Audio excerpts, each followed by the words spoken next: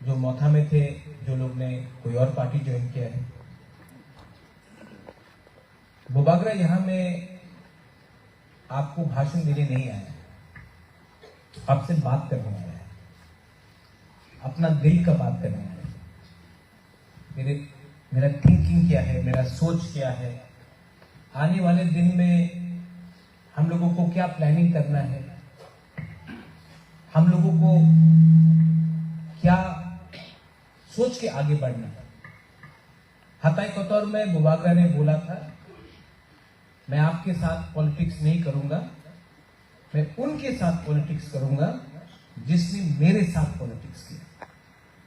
मैंने हताई कतौर में और एक बात बोला था कि जिसने मुझे रुलाया मैं उनको रुलाऊंगा, आपको नहीं रुलाऊंगा।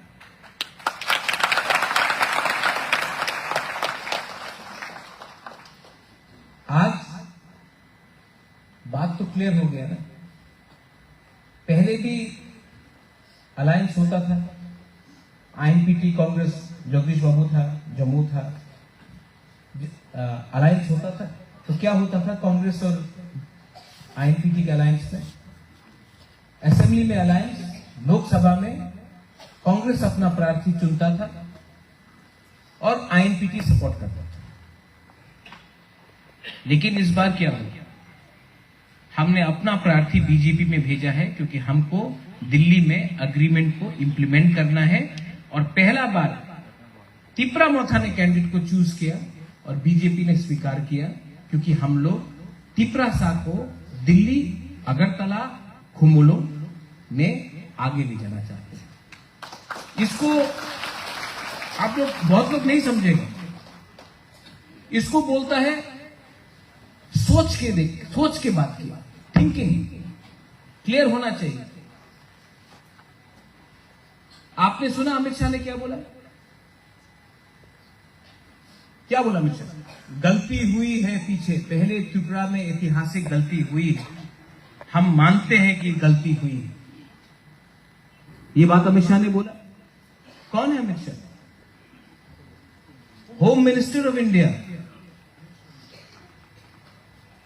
मुझे बोला, जगदीश बाबू को बोला, विजय राघवन को बोला? नहीं, टीवी के सामने पूरा इंडिया को बोला कि त्रिपुरा में जनजाति के संग अत्याचार हुआ है, हम मानते हैं कि गलती हुआ है, अब अगर आप एक कदम लोगे तो हम 2 कदम लेंगे। होम मिनिस्टर ने स्वीकार किया, एक्सेप्ट किया, और हमने ये उनसे करवाया बिना एक बंदूक चलाकर, बिना कोई वायलेंस का। हमने उनको टीवी के सामने उन्होंने स्वीकार किया। ये छोटा बात नहीं है। ये क्यों हुआ? ये इसके लिए हुआ क्योंकि तिपरा सा बुकुंबारा बुबागरा के साथ था, और बुबागरा भी दिल्ली में आपके लिए बात कर रहा है।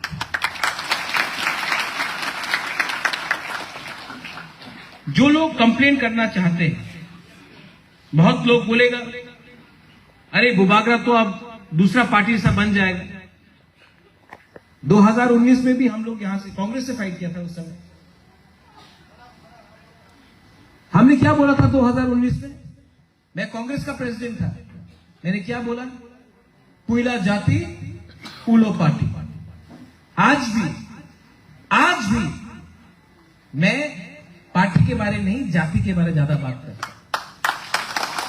अगर जाति के बारे नहीं बात करता, सिर्फ पार्टी के बारे बात करता ना, तो आज भी जगदीश वर्मा आईएनपीटी होता, जम्मू आईएनपीटी होता, आज भी सोनाचरण टीएसपी में होता है, आज भी राजेश्वर कांग्रेस में होता है, आज भी सपना आईपीएफटी में होता है।